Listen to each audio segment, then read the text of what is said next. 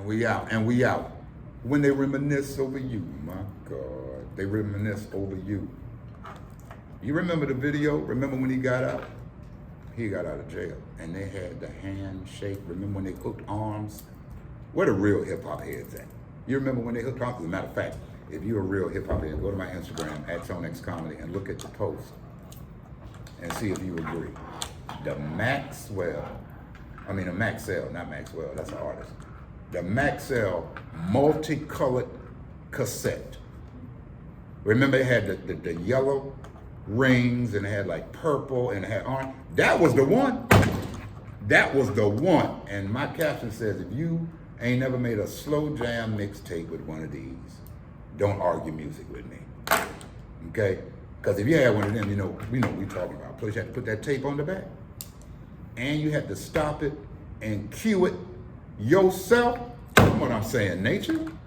They don't understand. That's the difference between this young generation and the grown heads, all right? When y'all back a car, you don't even turn your neck no more. You young heads, everything looking in that computer screen, and that's gonna get your ass toe up, backing up in that computer screen. You can tell a grown man, when we put that car in reverse, our whole body turn around. We looking out the back window when we backing up a car. I was doing it today, with our arm over the seat propped up. That's old school, and I'm gonna tell you something else. If you can't parallel park, don't talk to me. The first try. I don't mean it take you 2 or 3 times inching your car in and out. If you can't parallel park the first time, don't mess with me. Elbow, you can't parallel park? Okay, now, Yolanda really ain't parallel park either. You can't parallel park, you can't mess with me. All right, listen, now that I got that off my chest, let me tell you what we're talking about today. We are talking to a young lady that has a hell of a story. There's no other way to say it, but this young lady has a hell of a story. But the thing is, what she does with what she went through within the story and how she transformed her life to where she is today. This right here is some inspiration that you need to put your ear on. I am talking today to Miss Savannah Grant. How you doing, sis? I'm well. How are you? Get close to the mic. Stop trying to sound sexy. Get close to the mic. Talk on in there. How you doing? I'm good. Good. It's good to see you. I'm glad you took time to come up to Grown Man Radio today. Everybody needs to hear this. Everybody needs to hear this story. This is a story of inspiration that you can hear right here, right now. I know when people talk to you and they interview you, they always ask you, okay, tell us a little something about you, tell us your background. I'm not doing that, okay?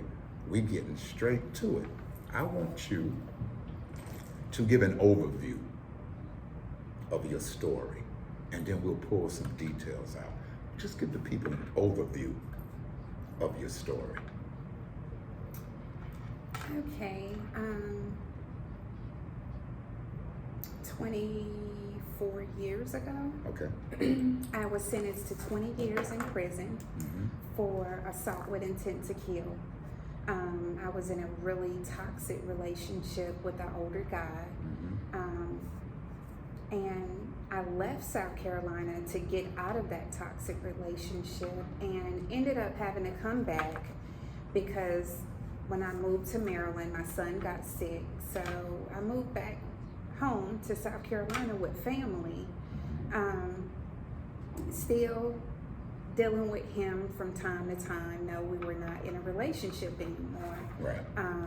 He was seeing someone else. I didn't know, but I should have known because he was always with multiple women. Okay. So she knew about me. I didn't know anything about her until she started calling and coming to my home. So after months of harassment, her and some of her stripper friends coming to my home, harassing me, fighting multiple times, I tried to get help from the police. I tried to get a restraining order. They wouldn't give it to me. Every time that she and I had a physical altercation, I would call the police. Anytime she would call my home, I would call the police. So the day of the incident, I was going out of town. I had just left work.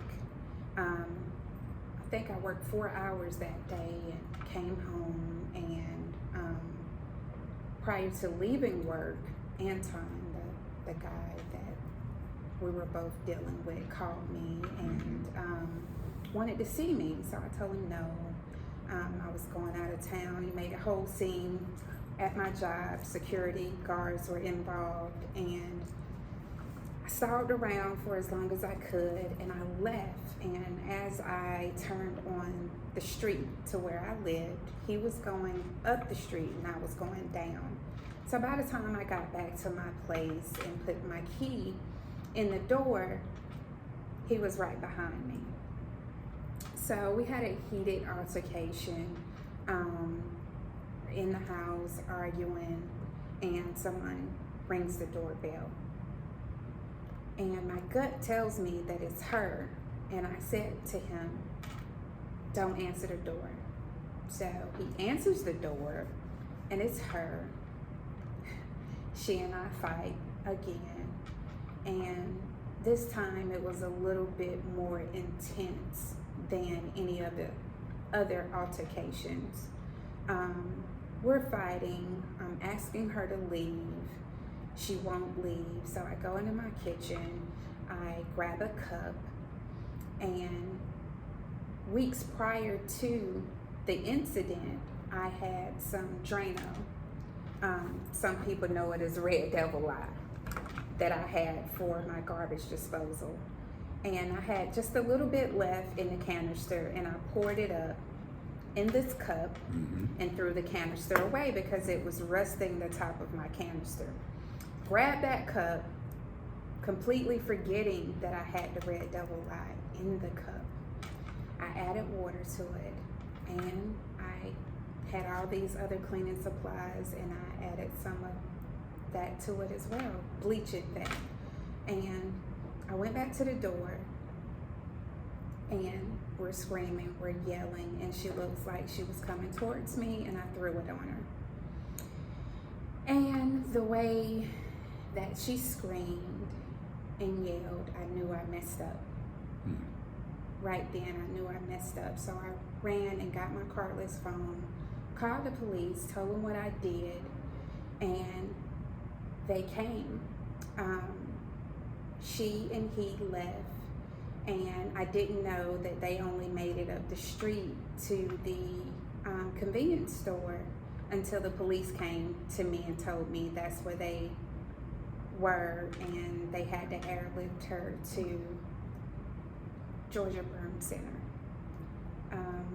I was out on bond for a year, and I went to court, and I was sentenced to 20 years to prison. And the result of this young lady, what happened to her physically? Physically, she was disfigured. Was she blinded? Yes, she was disfigured, and she's blind. In both eyes? To my knowledge, it was both eyes. Yes. This story is making its way all the way around the country to different outlets, to different talk shows that are showing interest. We're gonna stop right here, let you take that whole story in, and we'll come back and I'll ask her some questions, dissect it a little bit, and then we'll see if she can go from tragedy to triumph, which is inspirational for anybody that's listening, including myself. So coming back, we'll have more with Savannah Grant right here on Grown Man Radio. This is RAW704. We are the culture. You dig?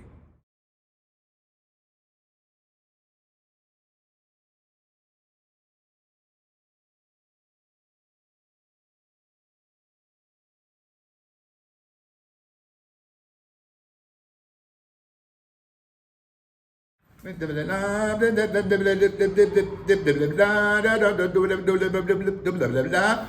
that, and when I do it, Yolanda gets excited. Okay? When I do that little song right there, she gets excited. Okay? So, that's right. Listen, we are here, ladies and gentlemen. We are here. Happy Ramadan, everybody that's fasting, me and El Boogie. That's why she's quiet. She's saving all her energy for sundown, ladies and gentlemen. Shouts out to everybody that is on Instagram Live. Jump over on the live at Tone X Comedy. Follow me, would you? At Tone X Comedy, at Lex in the City, 704. Follow her at Coach Y2 Yolanda. It's a long title, but you'll see it. Pull her right up. Follow her as well. All right. Today, ladies and gentlemen, I am talking to a young lady, Miss Savannah Grant. We were talking earlier, and she shared her story, and it is an incredible story. Now, after you telling your story, this is what I have to ask you. I know people who can't do 2 years in prison. I know people who can't do 2 weeks. I want to know, what was it that you used to get you through 20 years in prison? What was it that you used to get you through that time? First and foremost, God. Mm-hmm. I had no choice but to depend on Him, because I was in a situation where nothing else would help. So I saw God for everything, even the smallest, from a bar of soap, food to eat, making sure that my son was okay. I had to seek God every day, because that was new for me. Going into prison, I had never been arrested. That was my first time, so it was new, it was different. So I went in, trusting God, of course, because I knew that I did this thing. I knew that I took this lady's sight, that I disfigured this very beautiful lady, and there was a price to pay for it. I had to go to prison, but thinking that I was going to go for 20 years, right. I did not think that. So, yeah, going into it, from the time I was on the bus, going to the Department of Corrections, praying, God, guide me, show me, because you have all types of people in the prison system. Everybody isn't good. Although there are a lot of good people there, everybody isn't. Everybody has their own agenda. So I learned early on to be very vigilant, to watch, to listen, to see who is who not to deal with, those type of things. And I surrounded myself with Bible studies, groups, classes, everything that was, I felt like that could help me get through this time. I always read whatever that was gonna soothe me mentally, emotionally. That's what I did. Whatever class, whatever Bible study, I did it all. Well, they say God is the best source to tap into, because God is the only one that's not going to judge you. God is the only one that's not going to judge you. And would you say, because I always talk about this, I always say there's a difference between men and women and how we're wired. And I always say men are physical, women are emotional. And I always say men deal with logic, women deal with emotion. Would you say that what you did was a highly emotional state that you were in that would cause you to think about doing something like that? Would you say that was just high emotion that caused you to do that? Absolutely. I think it was high emotions. I was afraid. We had been going through this for months. The back and forth, the fighting, the arguing. I'm gonna do this to you. Not only her, but her stripper friends. They would taunt me. They would come to my house, flatten my tires, ring my doorbell, call my phone. It was to the point where I would change the tint and the color on my TV so it appeared that I wasn't home. Park my car in the backyard. It was to that degree. Now, with all of this going on, was the gentleman, was he trying to diffuse any of this? Never. Not one time, because he showed her where I lived at. Although there's a different version of the story told by her, but he actually showed her where I lived. She got my phone number because he had called me at my cousin's house. And during that time, we're talking about the early 2000s, so they had Star 69. So he had called my cousin's house looking for me, and I guess she dialed Star 69 and called my cousin back, and yeah. After all this, you hear people say, you shouldn't live life with any regrets. How would you look at this situation and how it played an important role in your growth? Would you look back at it and say, they say don't live life with regrets, but this would be one? Most definitely. It's definitely a regret. For one, my mother died when I was 16 years old. And the biggest part of having to leave and go to prison for me was leaving my 2-year-old son. So that was the biggest regret for me. And not only that, not only did it affect me, it affected her family as well. So we have 2 families that was affected by this tragic event. Right. It's like when you throw a rock in a lake and you see the waves, that's the ripple effect. But what you don't see is how far those waves travel out, and you don't see how far that ripple effect reaches.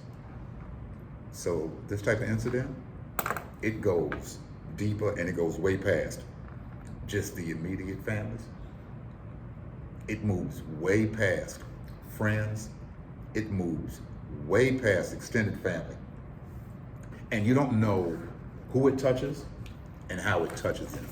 So what I wanted to ask you was, especially with this being the month of Ramadan, have you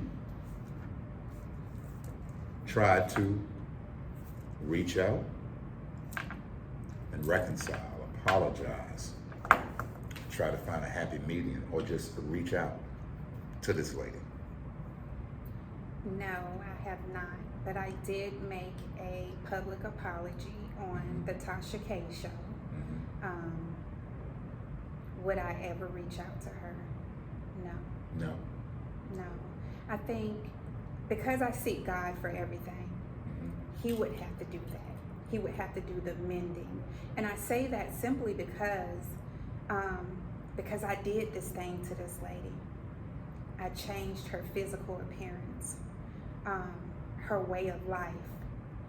So although she says publicly she has forgiven me, in my heart of hearts, I don't believe that she has.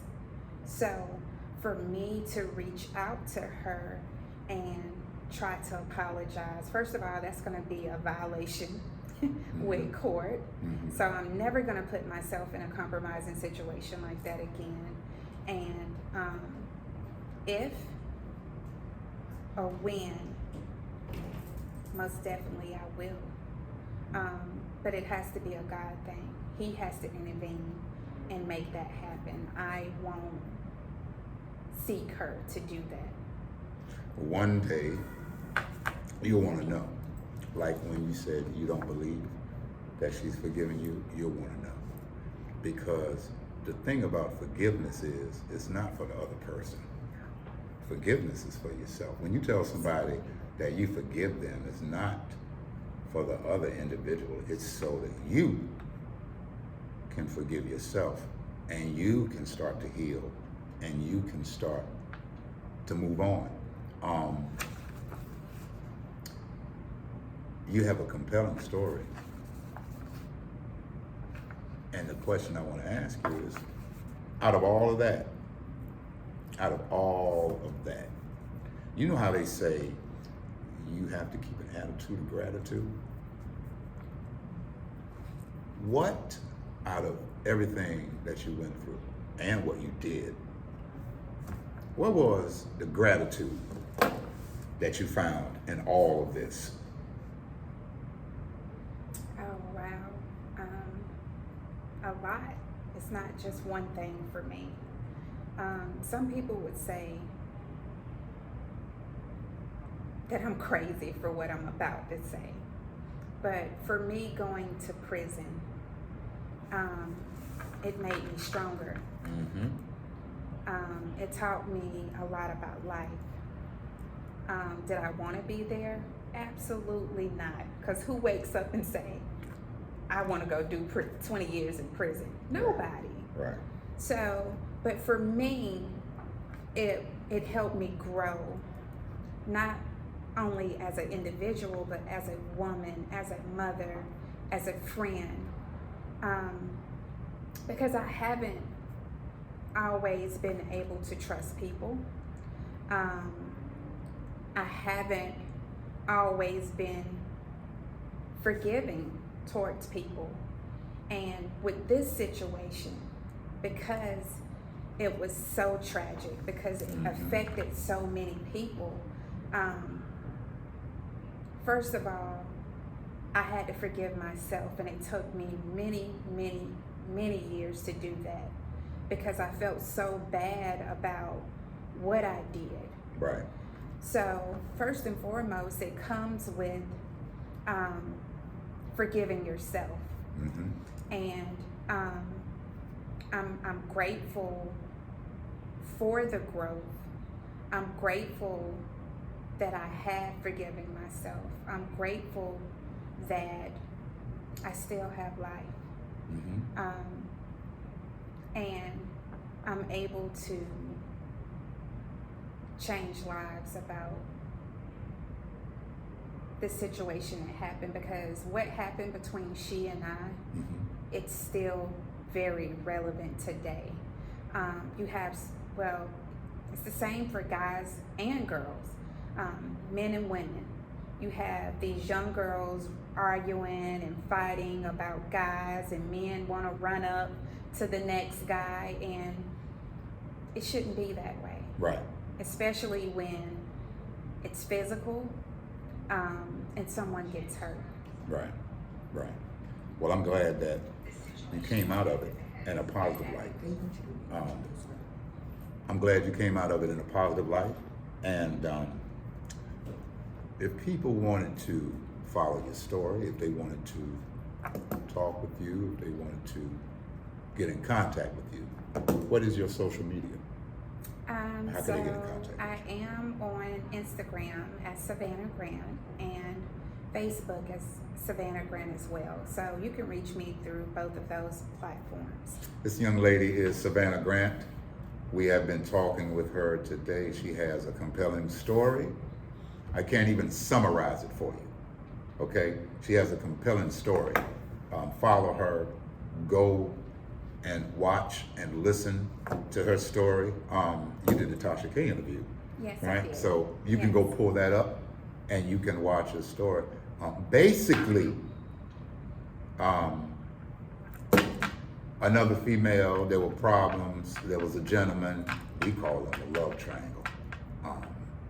Back and forth over a period of time, a lot of disrespect going on. Lady came over to the house, gentleman was there, a lot of things going on. She had some lye, she had some other stuff, some cleaning supplies, putting the water in a cup, threw it in the lady's face.